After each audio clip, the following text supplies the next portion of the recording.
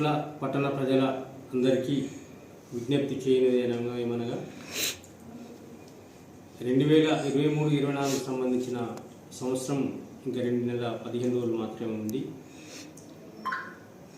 ఇన్ని రోజులు ఇతరత్ర కార్యక్రమాల వల్ల ఎలక్షన్స్ కానీ మిగతా ప్రభుత్వ కార్యక్రమాల వల్ల సరిగా ఇంటి పన్ను కానీ నీటి పన్ను కానీ డిఎన్ఓ ట్రేడ్ లైసెన్స్ సంబంధించి వసూలు కాలేదు. ఇటు డబ్బులు వసూలు కానందున మా మున్సిపల్ ఎంప్లాయీస్కి మిగతా ఇంజనీరింగ్ విభాగాలకి శాలరీ ఇచ్చే పరిస్థితులు లేదు.